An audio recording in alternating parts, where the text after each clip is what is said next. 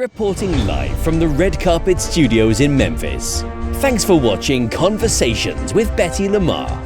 Betty is renowned for her successful medical talk show, and now you're invited to watch this space for her new production, Conversations, which is laser focused on the health and social issues affecting Memphians and the Mid-South community. And now, your host.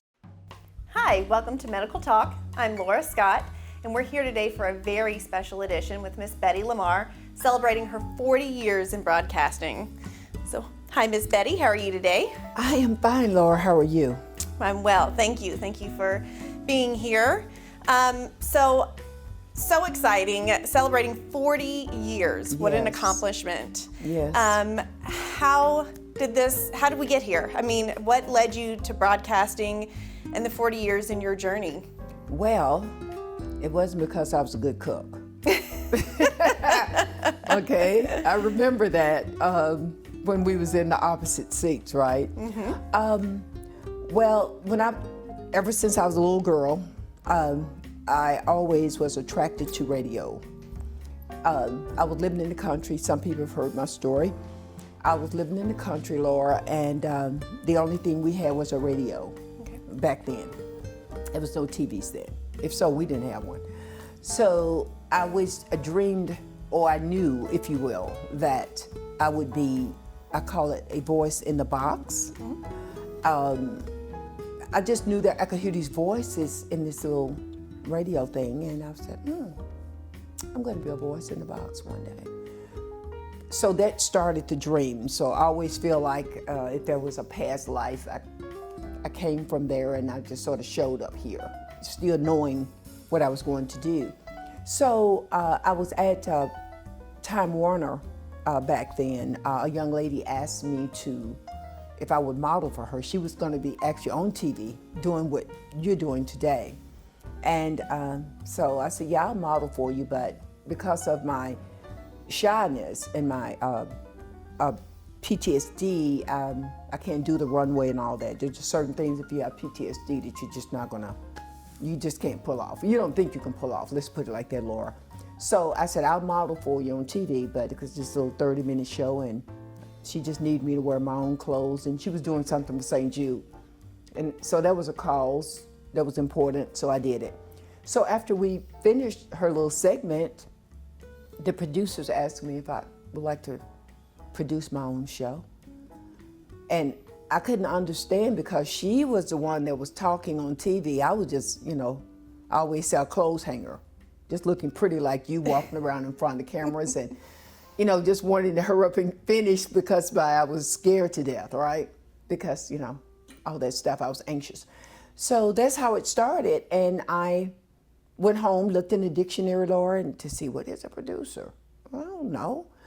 So it was like you have a blank canvas, and you put anything on it you want, and that's what you do. You're producing something that's not anything.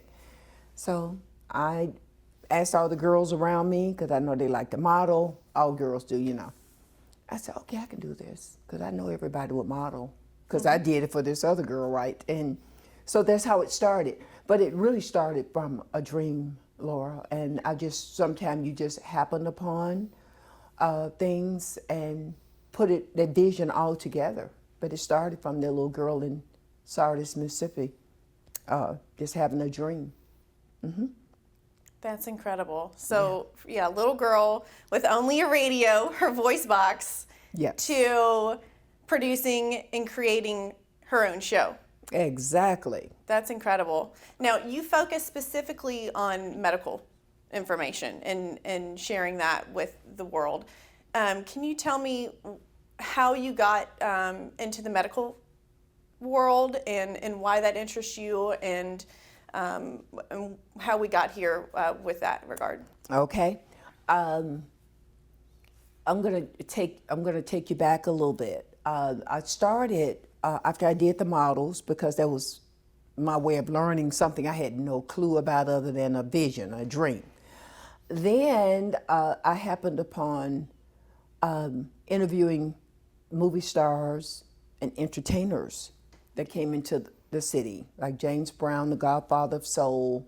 Before he died, I interviewed him.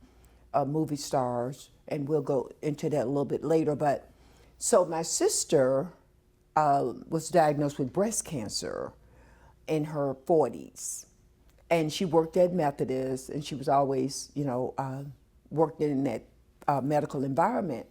And she was like my best cheerleader, Laura. She was, when I would go over to the hospital to visit her or whatever, for whatever reason, probably get some money from her or something. I was really young then, so knowing me, I was going over there to get some money from her or something. So, but everybody like knew me. It was like she never had a daughter. So it was like, I think, I look back now, it was like I was a daughter she never had. And she was so proud of me. So I called her my cheerleader. So everybody would see me and would say, I know you're Margaret's sister. You look just like Margaret. And I saw your newspaper clipping, because I was always doing something. Everything I did always end up in the news. I don't know why. Like I said, I think I came from and landed here in this life already, that was already predestined for me. Sometimes it wasn't always so good, but I was still in the news. But anyway, when my sister died with breast cancer, I decided one day the thought came to me, like it was her. Do a medical talk show, do a show about women and cancer. So I went, oh, okay. I was supposed to do it just one time. And so I called around, and then everybody was like, well, if you're gonna do it, you gotta do HPV. And if you do HPV, you gotta get Dr. Joseph Santoso, right? So, and if you're gonna do Dr. Joseph Santoso, then you gotta get this other oncologist with, I think it was Integrity Oncology or whatever. So then you just start going, and then you need to get a panel of women. So I called around, and it was just like the universe just came in and put the show together. And we did it at Christian Brothers University in the Spain Theater, which is my family's last name, ironically. So that's how it started. And I said, okay, we had people there doing these little, what you call little spit type things for some kind of research for women, I guess, to see if you have some kind of, genetic? Genes, yeah. So it was like, it ended up being a pretty big deal, right? And so when Dr. Joseph Santoso took the stage, I knew then medical talk is what I want to do, because he made it so very interesting. And I'm like, oh, okay, medical talk doesn't have to be boring, and I can really be Betty and do medical talk, right? Some doctors, honestly, have made it very, very easy and fun for me. So I decided I'm going to choose the doctors always for my show, because I want the ones that they're just really, they're doctors, but they're like, they're human beings. You can see the human side of them as well. So I can sit there and laugh and have a good time. Okay. If I'm not laughing, it's like, this is not, then this is not fun to me, right? So I choose those doctors that I know are going to bring it. So, but anyway, that's how it started, with my sister being diagnosed with breast cancer. And after she passed away at 51, then I had another sister diagnosed with breast cancer. So, but that's how medical talk started, and I never stopped since that day. That's incredible. So it started with Dr. Santoso. Dr. Santoso in oncology. Yes. And how has it evolved since then? I would say, okay, I have like a particular doctor, a bariatric surgeon. You know how some people come in your life, Laura, and they just take you to the next level, and they don't even know they're doing it. And so when I interviewed the bariatric surgeon, I guess it looked like about 7 years ago maybe, then I said, oh, I'm going to get a website. Because it was like he took it to the next level and made me have to level up too, right? Well, I'm going to get a website. So I built a website. And then another time he was on the show, there's like, I need to get a YouTube channel. Because it's like, I need everybody to see this. This is good. So I would say it has evolved more in social media because of that influence. It can be one person that influence you to, it's almost like, I say it this way, the best way I can put it is, it's like having the bariatric surgeon, Dr. Robert Wagner, on my show. Everybody know him. Before my dad died, my daddy's name was Robert. And he loved the show. He'll watch them over and over, reruns, right? And he would always say, I saw Robert on the show last night. You know, he just called him Robert. So, but that's how he was. He just made me like medical talk. And when people would tell me name the doctors, that meant to me I'm doing something good, because we're talking medical talk here, right? We're not talking about people on TV talking nonsense, you know, or talking about somebody. But people still remember that show. 9:30, they would see me, oh, Channel 17. Oh, I love the doctor. We're talking about this. Doctors, I'm like, okay. Though to me, it was my confirmation that I was doing the right thing. Therefore, I'm still doing that right thing. Just like when I met you. It's like always somebody come into my life that make me like, oh, okay. Yeah, I need a co-host. I just, you know, met you sort of by accident. It just happened like that, and it's like, and it made my brain start like churning in my creativity. So it's little things like that. I don't know why they happen. It's just that it always make me feel like stay with medical talk, because now you have somebody that you can really laugh and have a good time with. And then she's pretty, and I never had a problem with pretty women. I guess it goes back to, I had a clothing store, Laura, and I enjoyed, and I sold like sexy clothes, because a lot of the dancers back then shopped at my store. And so I was surrounded by, to me, like Tina Turner said, just a bouquet of roses. And you know, there are a lot of women that are, I guess you would say, intimidated about other women's beauty. And I always saw that as, to me, a compliment. You know, it's like, wow, that's cool. So that's a compliment to you. When I met you, I could see you. I said, oh, she'll be so good on the show. And so now she can help me to interview, and I can put her in this seat and let her interview the doctor. I don't have to. So, and that's really good, because sometimes I like to be, I call the floor director, just call the shots and let somebody else have the seat. So I thank you, Miss Laura Scott. Well, I thank you. Of Medical Talk. And I feel the exact same way about you. I mean, when I met you, it was, yeah, sort of a fluke, I guess. And yes. I felt challenged almost in a positive way to rise up to the occasion and to develop myself based on your influence. So I thought you was already at the occasion. I did. Thank you. I'm like, whew, that's going to be easy for me. Like, oh my God. Tune in on Fridays at 9:30 p.m. on Xfinity Cable Channel 17 for Medical Talk with Betty Lamarr and Laura Scott. Medical Talk is exciting and informative, featuring top doctors, medical professionals, and inspirational patient testimonials. Now, back to Medical Talk already in progress. You know, they want the patient to be taken care of safely and effectively as well, and you know, you just take an empathetic approach to it and have a rational conversation with them and Okay. Yeah, they can be rational. Yeah. Yeah. Well, yes. I got two things out of what we just said. You're big on women empowerment. Yes. And building women up, and that's incredible and extremely important. But also this show, too, is really to translate medical information and present it to the public in a way that they can understand, and bringing in the experts and exposing that to the public in, again, a way that they can understand and consume that information, which is pretty incredible. And I think very important, especially now. I mean, people are starting to really click into their health and Yes. bring awareness to it and take charge. I mean, I think before we would blindly trust physicians and healthcare, and I think people, now we have so much access to information through the internet, they're starting to do their own investigations.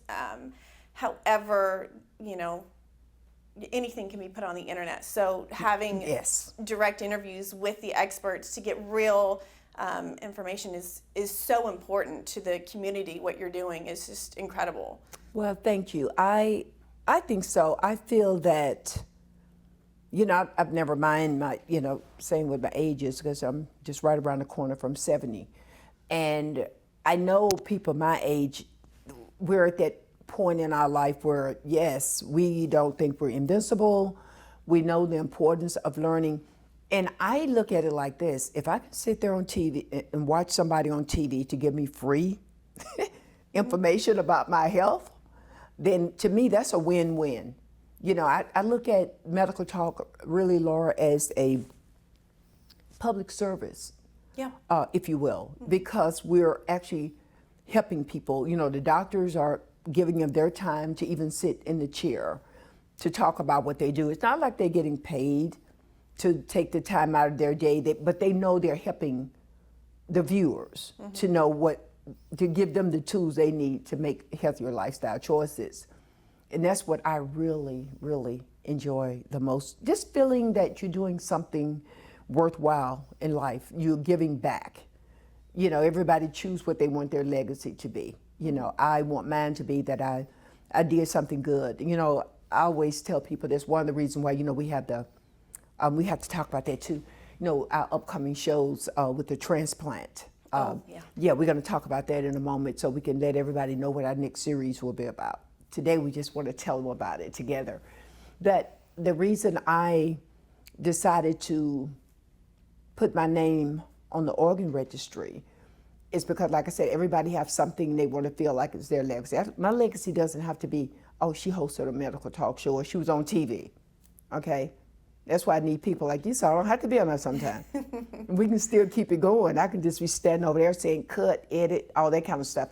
So, and then I signed up, pre-registered at Mary Genesis to donate my body to science. I feel like if I leave this world, none of us leave here alive. If I can give life to someone else that may need a heart, liver, lungs, kidneys, all that stuff that keep other people, it may not be their time, but I'm gone. So I feel like if I want my legacy to be that, you know, she gave back in life. Nothing, you know, not to get anything in return, but because that's who she is. And so to give life, that's what excites me about transplant. Now, if I'm not mistaken, you said you worked on tell me about that, working with transplant patients. My uncle has a heart transplant, actually. Oh, that's incredible. Yeah. I worked in the operating room as a registered nurse, circulating cases, and I did transplants at downtown here in Memphis. We did liver, kidney, and pancreas transplants. So it was incredible. It was an incredible experience, I have to say, and we worked with the best of the best, and just to see the patients come in and to give them this life-saving organ is absolutely just incredible. But you know, the interesting about it is that, you know, I'd helped during the operation to give them this organ, but then I never got any follow-up. So I just would love to see, I'm really looking forward to these next couple of series to be able to see people who have received transplants and how it's changed their lives and extended their lives, and just, see the results of that, of all that hard work that we really put into. So I'm really excited about that. Yes, we have, the Mid-South Transplant Foundation is actually still sending me a list. So we have a lung recipient, we have, I think, heart recipient. And this is really good, and this is the first time out of all the shows I've done, we have a mother that her son was killed due to gun violence. And she made the decision to donate his organs, to pass them on to somebody else. She said once she got past the, just processing, my son has just got killed, she knew it was the right thing to do. So I'm so looking forward to us talking to her, because I haven't had anyone. Everybody else has received. But someone that actually, they made that sacrifice. She could have put all those organs in the ground with him. Yeah. But, and sometimes I say this, Laura, for some people, because we don't know their life, people die good, bad. It don't matter. You're going to leave here, nobody leave alive. But if that's the only thing in that person's life, no matter who it is that donate, no one can say that that person didn't do something good, even if it was on the way out, because their organs saved so many people. So that one thing that they did in their life, that was a good thing, that hopefully they can get a bell and whistle, when they get to wherever they're going. Mm-hmm. So I just think that's very important, and I think just talking about it is going to be very important. And what I'm focusing on, what we're focusing on too, as you know, is for this first series, all the recipients and I guess you would call it the donor. Mm-hmm.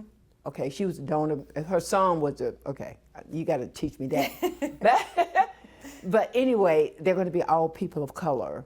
Okay. Because I always say it's easy for people to feel that it's okay for them to receive, but we need to give too. And I hear people say sometimes like, well, no, certain people always get them. It's about too, if we don't give, our culture, our race, all that stuff sort of have to match up, in some way or another. So I want to bring awareness to people of color that if you need, we talk about that kidney waiting list. Mm-hmm. They're so long. Yes. Because of diabetes, which now we're, speaking of that, we are live at AM Diabetes and Endocrinology Center. So there's so many people with diabetes, with kidney problems that are on dialysis, that are on the waiting list. Absolutely. And a lot of them die.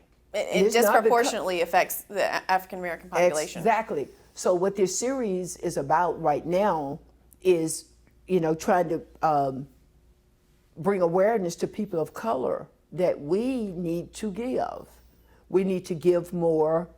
I always say putting it in the ground. It's not helping that person.